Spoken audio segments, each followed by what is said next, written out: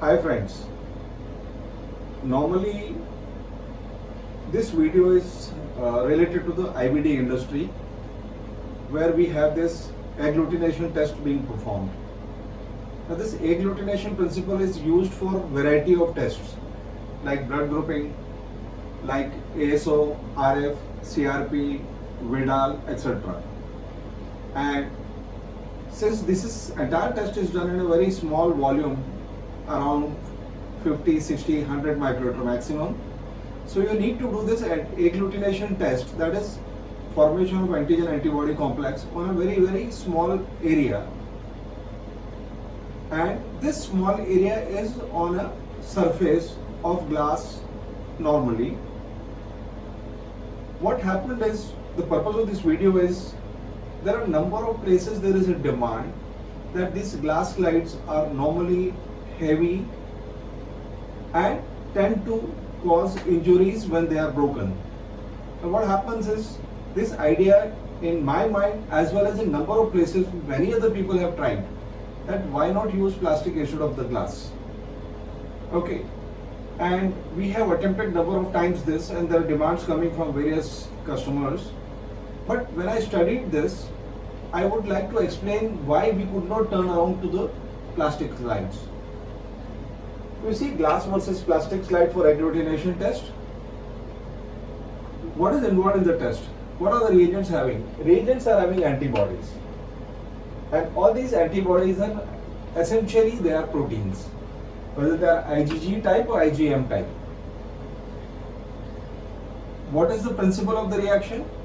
Antigen antibody complex formation, and this complex is large in size. That's what we call it as an agglutination. We see like a dot. Okay. The third point is, this agglutination never happens by just adding the reagent. You have to rotate the slide. By rotation, this antigen and antibody come in contact with each other. They should be free floating and make a complex which is visible as a flocculation or turbidity formation kind of thing. Okay. For this purpose, the slide must be an inert material. The best inert material for proteins is SiO4. You see this formula, SiO4. SiO4 is nothing but silica, which is glass. Okay.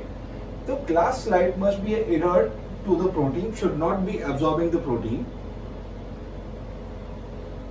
We have attempted number of times the plastic slide, but plastic tends to bind with the protein antibodies, which is a very clear-cut case. If you see all these ELISA plates are nothing but polystyrene plastic material, and they tend to bind with the antibodies, doing the ELISA test render possible. So this plastic antibodies complex which is formed, major amount of antibodies get stuck onto the plastic, hence the complex also.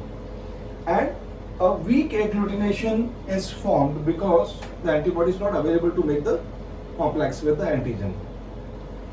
Moreover, it also tends to have a carryover between one test to the second test, leaving you behind sometime a small percentage of false positive or a weak agglutination when the antigen complex is having a prozone effect because of high antigen antibody complex formation.